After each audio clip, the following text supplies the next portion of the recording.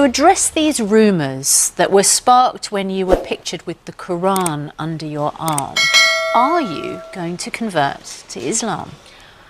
I think that me studying the Quran is something that I found a solace in. I do study it.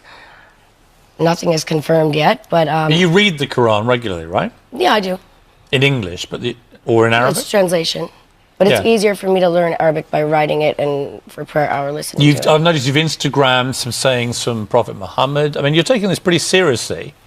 I mean, are you in the... Salam alaikum on my phone for a long time before I cleaned my whole slate of Instagrams and Twitter posts. So that was there for quite some time. And people didn't realize that. It's just when it was wiped, that was the only thing people saw. And that Quran shot was actually from New York almost 5 years ago, or 4 years ago when I was Just there. to clarify, are you in the process of potentially converting to Islam? Is that how you would categorize it? I think religion is, any religion anyone chooses is a personal belief, just as a spirituality, whatever you believe. My sister's Buddhist. It's a consideration I have. Why are you reluctant to say either way? Because I don't want to speak on something that I haven't finished yet. I don't think that's right. What is it that appeals about Islam to you? As I said before, I find a solace in studying not just the Quran, other religions, just like meditation. I think something that feeds my soul and learning different cultures and beliefs. In the Islamic culture, I found a lot of people that I feel like it's a family to me, a lot of my friends that are Arab.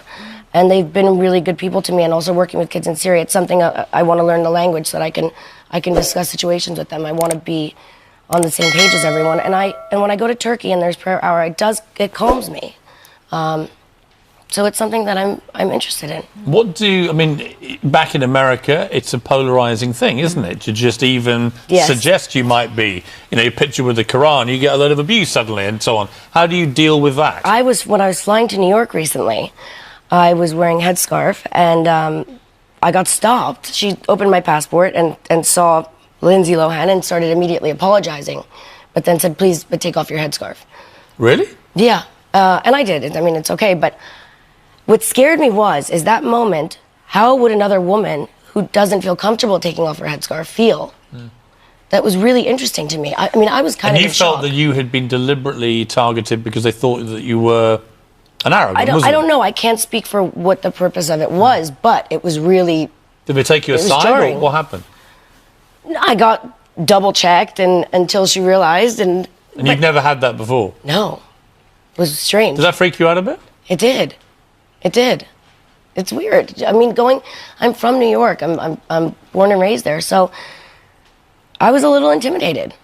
What was the reason that you were wearing the headscarf? Is that part of your studying Well, what's so Islam? interesting to me is that when we look back on Grace Kelly and Audrey Hepburn and, these old Hollywood actresses, they used to cover up the same way with their big glasses and their headscarf. But that's not for religious reasons. That was presumably you for could do it privacy. because maybe you don't want to be seen as much in the airport. My red hair doesn't exactly not stand out.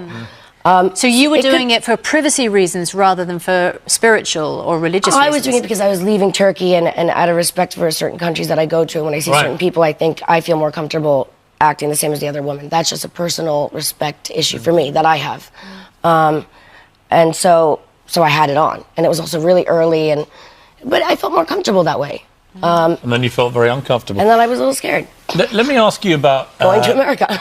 Well, let me ask you about your new president, Donald Trump. A lot of actors have been coming out to hammer Donald Trump, being very abusive about him publicly and in interviews and on stages and so on.